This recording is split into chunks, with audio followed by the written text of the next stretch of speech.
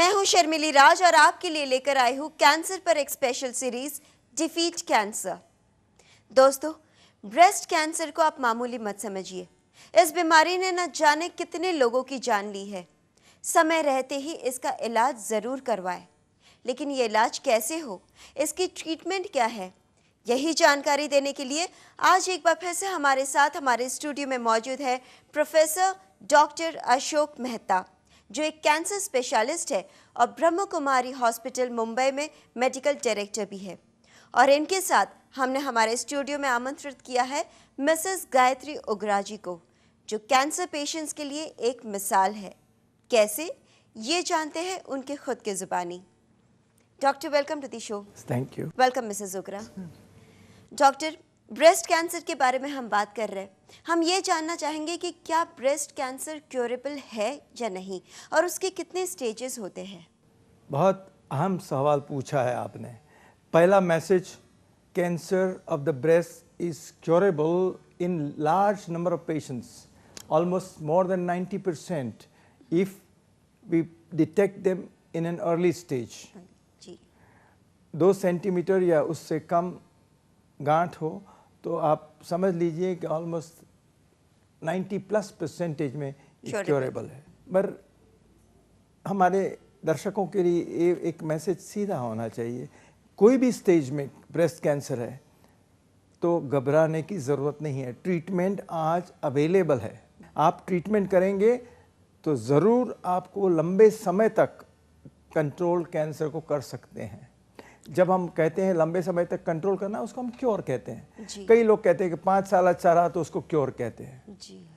मैंने ऐसे पेशेंट देखे हैं कि जिनका कैंसर बहुत स्प्रेड हुआ था जब पहले दिन आए, और यदि हम उनको कहें कि आपका कैंसर बहुत बढ़ेला है तो शायद बहुत डिप्रेस हो जाएंगे। बिल्कुल, उनका मनोबल कम हो जाता है। और आज भी मौजूद है।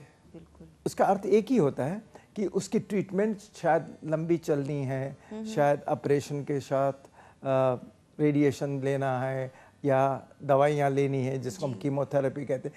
ये सब डिटेल्स की बात है, मगर एक चीज़ ज़रूर है कि कोई भी स्टेज में कैंसर हो उसको हम कंट्रोल कर सकते हैं। अब हम बात करते हैं मिसेस उग्रा जी से। मिसेस उग्रा, आप हमें हमारे दर्शकों से ये शेयर करें कि आपको पहली बार कब ये महसूस हुआ, आपको कब पता चला कि आपको ब्रेस्ट कैंसर है, तब आपकी मनोस्थिति क्या थी? How did you feel about it? I got a big shock actually because I was just 37 years old. मेरे घर वाले क्या सोचेंगे, क्या करेंगे, लेकिन उसकी मुझे फ़िक्र थी। मगर डॉक्टर ने मुझे जैसे बताया कि मुझे ब्रेस्ट निकालना पड़ेगा, उसकी वजह से भी मुझे काफ़ी साइकोलॉजिकल इफ़ेक्ट हुआ। फैमिली मेंबर्स से मुझे बहुत सपोर्ट मिला, बहुत सपोर्ट मिला हर तरह से, फाइनेंशियली भी और उनकी प्रेजेंस से भी, कि मुझे ये मतलब कि मेरे लड़के को देखेंगे, वो सब कुछ करेंगे। उसकी मुझे ये नहीं कहना चाहिए चिंता नहीं थी, लेकिन साथ में ये भी सपोर्ट बहुत था उनसे। लेकिन अपने ऊपर जो शॉक जैसा लगा था, डर गए थे वो, हाँ, वो डर लगा था और ये सोचा कि अब क्या होगा ऐसे करके। तो आपने किसी स्टेज पे ये सोचा कि अब तो खत्म हो गई जिंदगी, कैंसर हुआ है तो हाँ, क्या वो तो हर एक को ठीक होगा या नहीं होगा, ये डर था आपको? वो यही लगता है कि बस अब cancer is like I am going to die, ऐसा लगता है। पर जब आप डॉक्टर से मिले होंगे तो डॉक्टर ने आपको क्या एडवाइस दी, क्या सपोर्ट मिला आपको इनसे?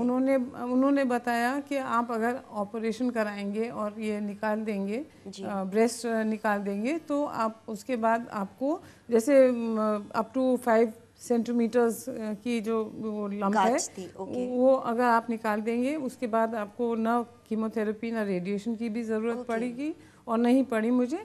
और मैंने उनका वो फॉलो किया एडवाइस, और आप देखिए आज मैं यहाँ पे आपके सामने healthy and fine. So doctor, मतलब उस वक्त आपको कैसा महसूस हुआ जब ये आए आपके पास ट्रीटमेंट के लिए? So what did you feel? Like she is saying she was scared, डरे हुए थे वो कि अब आगे ज़िंदगी का पता नहीं है हमें। हमारे लिए हर पेशेंट आता है, तो मुझे ऐसा तो याद नहीं कि उग्रा बहन के साथ क्या था, मगर हम हर पेशेंट को साइकोलॉजिकली सपोर्ट करते हैं। उनको कहते हैं कि देखो कैंसर है, जी। इसमें कोई छुपाने की बात नहीं है। बिल्कुल। उसकी जो आज मॉडर्न ट्रीटमेंट है, लेटेस्ट ट्रीटमेंट है, वो हम करेंगे। ब्रेस्ट बचानी है तो बचा सकते हैं, निकालनी है तो निकाल सकते हैं। और यदि बचानी है, जिसको हम ब्रेस्ट कंजर्वेटिव ट्रीटमेंट कहते हैं, ओके। तो फिर आपको उसके साथ में सिकाई लेनी पड़ेगी, रेडिएशन थेरेपी लेना पड़ेगा। अच्छा अच्छा। तो हम ब्रेस्ट का वो हिस्सा निकालते हैं कि जिसके अंदर कैंसर है, आजू बाजू का जितना ज़रूर है तो उस प्रकार से, और बगल की गांठें निकालते हैं। अच्छा। इसका कारण ये है कि बगल की गांठें में यदि कैंसर है तो उसकी आगे ट्रीटमेंट ज़रूरी है कीमोथेरेपी से। ओके ओके, यानी और ब्रेस्ट बचा कर रख सकते हैं। इनके केस के अंदर हम लोगों ने उस समय इस प्रकार निर्णय किया होगा, जी। हम इसको इन्फॉर्म्ड कंसेंट कहते हैं। पेशेंट को बिल्कुल। समझाते हैं कि समझाते भाई आपको ब्रेस्ट बचानी है या ब्रेस्ट सेक्रीफाइस करनी है। जी। क्योंकि कई लोग कहते हैं कि हमें ये चांस नहीं लेना है, समझो हमें दोबारा हो गया उसी ब्रेस्ट में। बिल्कुल। तो और फिर आगे रेडिएशन थेरेपी की ट्रीटमेंट 6 हफ्ता लेनी पड़ती है, और उसकी जो साइड इफ़ेक्ट्स होती है उसके वजह से 2-3 महीना अच्छा नहीं लगता है। तो हमें तो ऐसा है कि आप स्तन निकाल दीजिए, और हमें स्तन की ज़रूरत नहीं है। जी जी। हमारे यहाँ जो सिंपलिस्टिक थिंकिंग है, जो कॉस्मेटिक ओरिएंटेड है, जिनको ऐसा लगता है कि नहीं हमारा स्तन रखना ही है, तो उसमें कोई बड़ी बात नहीं है। बिल्कुल, यानी वो स्तन रख के भी ट्रीटमेंट हो सकती है और बिना स्तन के भी आसानी से ट्रीटमेंट आजकल तो ऐसा है, अभी हमने एक बहन का ऑपरेशन किया, बायलैटरल ब्रेस्ट कैंसर, दोनों ब्रेस्ट के अंदर कैंसर था। ओह। तो उसकी इच्छा थी कि मुझे किसी को बताना नहीं कि मेरा ऑपरेशन हुआ है। अच्छा। तो हमने दोनों बाजू ब्रेस्ट इम्प्लांट्स डाले। अच्छा, प्लास्टिक सर्जरी। हाँ, प्लास्टिक सर्जरी जो इम्प्लांट्स आते हैं, यस यस, तो जैसे स्तन की जैसा शेप रहता है, नॉर्मल ही जैसे हाँ, है तो वैसे किसी ही को बाहर से पता नहीं चलता। ओके, ऐसे भी जब ब्रेस्ट निकाल देते हैं तो ब्रेस्ट की प्रोस्थेसिस ब्रा के अंदर पहनते हैं, तो किसी को बाहर से पता नहीं चलता है कि ऑपरेशन हुआ है। जी जी। खास तो कॉस्मेटिक रीति से लोगों को अच्छा नहीं लगता कि यदि दिखावा में फर्क पड़ जाए। जी।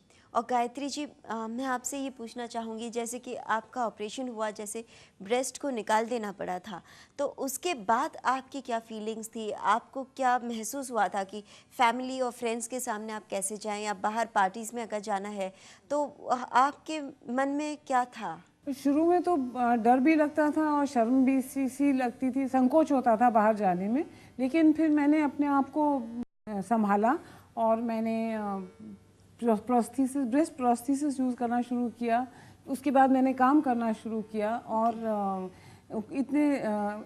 इससे मेरी सेल्फ कॉन्फिडेंस और बढ़ी। और जैसे कि मैं कहना चाहती हूँ आपके व्यूअर्स को कि आप भी ऐसे ही करें, आप डरे नहीं, आप घर में ना बैठिए, आप बाहर निकल के आइए। आप एक स्टेप लेंगे तो 4 स्टेप और ले पाएंगे। और इस तरह से, जैसे कि आज आप देख रहे हैं, मैं अच्छा जॉब कर रही हूँ, मैं इस यहाँ तक अपने आप को ला पाई हूँ। बिल्कुल बिल्कुल, यानी वो उस डर से, उस शर्म से बाहर निकल के आप आज इतने खुश हैं जीवन में। और काम करने से और ज्यादा कॉन्फिडेंस आ जाता है लाइफ में। एक स्टेप ले तो 4 स्टेप और लेने की हिम्मत होती है, and you start valuing your life, your time. जी हाँ, बिल्कुल बिल्कुल बिल्कुल।